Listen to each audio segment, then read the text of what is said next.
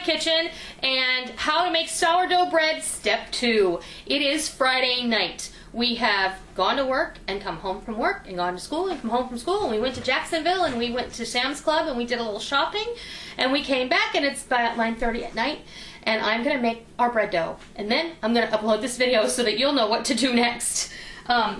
Our starter is here and it's really beautiful and it's active and it smells yummy. So I have that. We're going to add some water.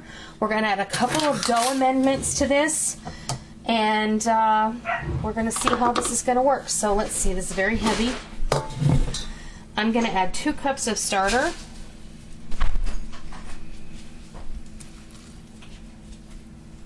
There's 1 cup and 2 cups.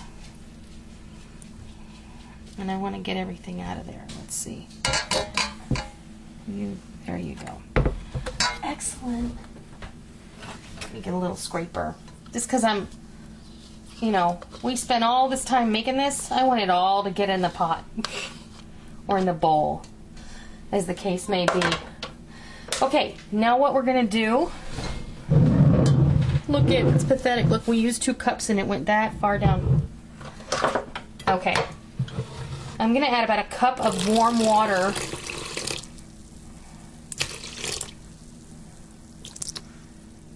There you go. Put that back there. Now, I'm going to add also, and my friend Linda over at 225 Sage channel, she did her, oh, wow. She did her, her sourdough bread. And she put some buttermilk powder in it. I thought that was a great idea. So I'm going to put a couple of tablespoons of buttermilk powder in mine. Just like that. Whew. I am also going to put some dough enhancer or vital wheat gluten. Tablespoon of that. And you can find this, I buy mine at Walmart because it's really cheap there. But you can also buy it directly from Bob's Red Mill. Or, this box is less than $2, but I also buy it in a number 10 can from Honeyville Grain, and it's like $6 for a number 10 can, so, you know, you really can't beat that with a stick. Okay, and I'm going to add some sugar, but instead of using refined sugar, I'm going to use some Demarrara sugar, which is close to turbinado, but it's a less refined sugar. And it has a higher molasses content in it. Look, you can see this is starting to bubble. Very cool. Oh, the other thing I didn't tell you. About 10 minutes ago, I turned my oven on to 200 degrees. And that was a teaspoon of salt I threw in there. And then I just turned it off. I just want the oven to get warm. Now, I'm just showing you, this is the pineapple starter, and that's what I'm showing you tonight. We're going to do the pineapple starter the traditional way, and then tomorrow or Sunday I'm going to do the beer starter, and I'm going to make that as a yeasted bread. I'm going to add some yeast to that, and then you'll see how you can make a sourdough flavored bread without having to wait the extra time. If you wanted to go ahead and add yeast, it's perfectly acceptable. A lot of people do it, and a lot of mainstream recipes actually call for that. But this one we're going to do as traditional as possible. Old-fashioned way. The old-fashioned way, the slow rise way. Oh, oops. That's not cool. Oh, and the only other thing that I didn't get down, I am going to add, oh, why not? Hang on. Let's get this going. Why is this up here? I'm going to start adding my flour in a cup at a time.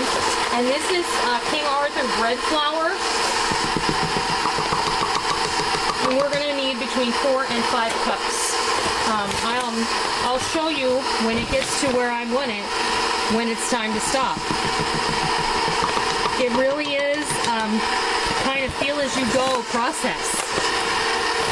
Oh, and for those of you who watched the video where I made the let me turn this off a second, where I made the chocolate frosting, several of you commented that I needed to get my mixer looked at.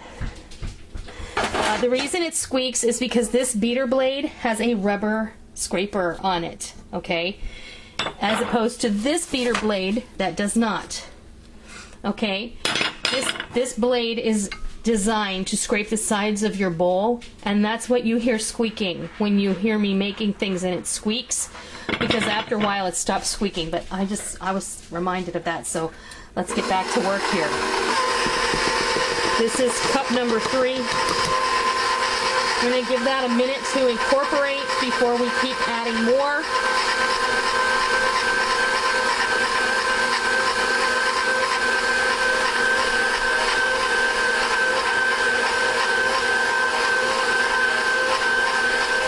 And remember, it is going to take time for that flour to absorb all of that liquid.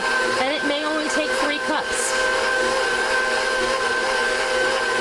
We're going to let this go for a second. It's going to take everything off the side of the bowl first, and then I'll be able to tell if that flour is completely hydrated or if we need to actually add more. And I have figured out that I think one of the reasons that the sourdough experiment that I've done before didn't work is because I didn't give the sourdough enough time to work.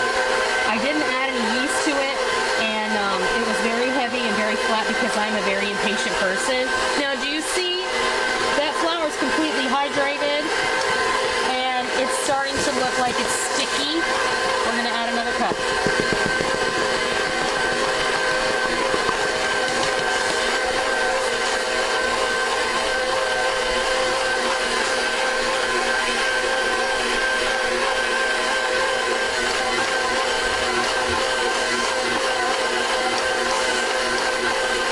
Might do it. And the flour, the amount of flour has a lot to do with the weather on that day. If it's very humid outside, you may need a lot more flour. If it's very dry, you may need a lot more water. It just depends. We're getting there. In fact, I think we're there. I think it doesn't look like it's sticking to the bowl anymore. If you look way down at the bottom of that bowl, the dough seems to be moving freely, and it is picking up all of this goodness off the side of the bowl as well. So we're going to let this knead for 7 minutes, and then we'll come back.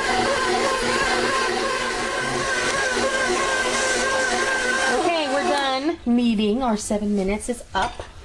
Let me grab let me think, what bowl do I want to use? I don't want to use this bowl because I'm going to use this bowl again. The biggest one you have. Well, I don't need a big bowl that big. I just need one that it can double in. Let me reach up there and grab that bowl. Do you want me to do it? Sure.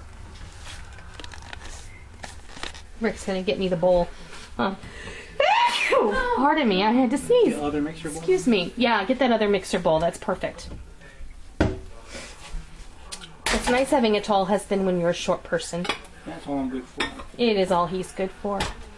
Only reason I married him was because I couldn't reach the high stuff. I tell him that all the time. But I keep feeding him, you know. You know what they say, once you feed them, they just keep coming back.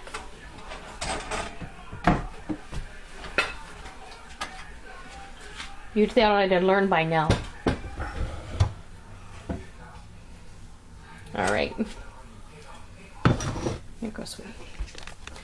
And for those of you who said that I was a little hard on Rick the other night, I sincerely apologize. Oh, what?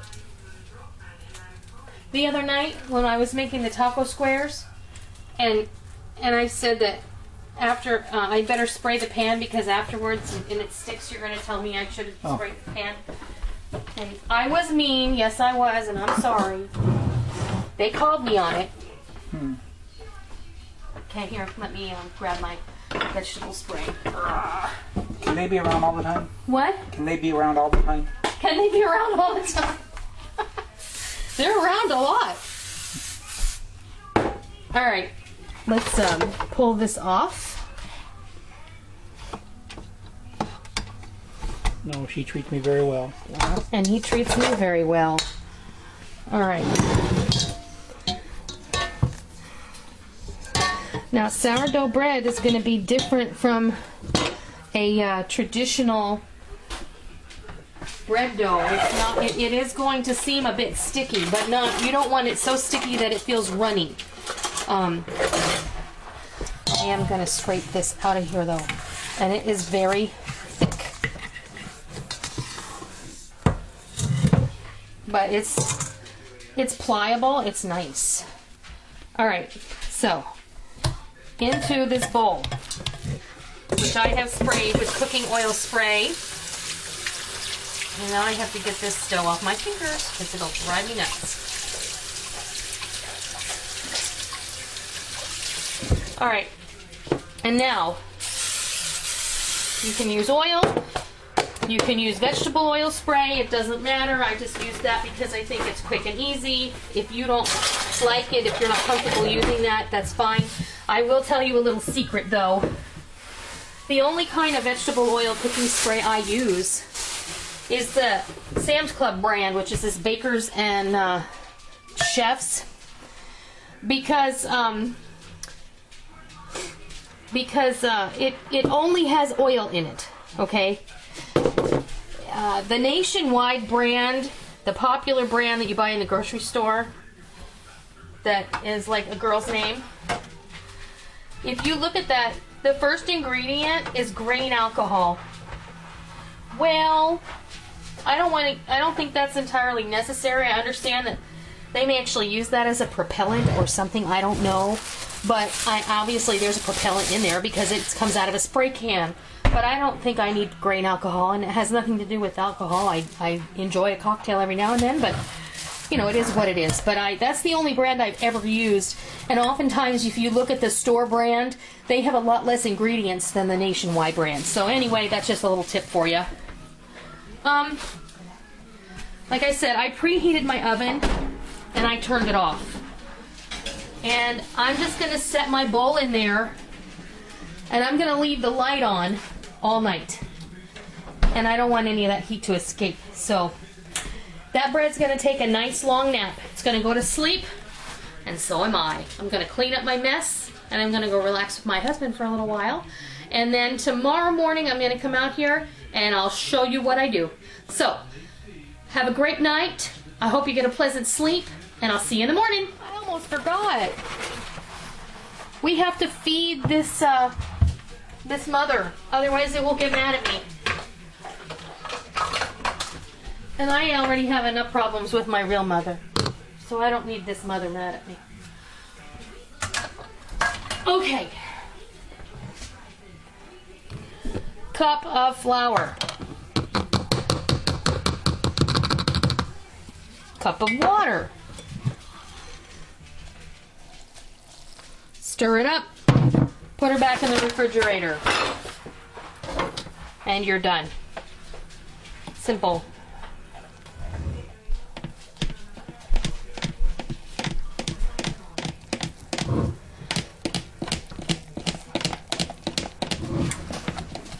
That's it.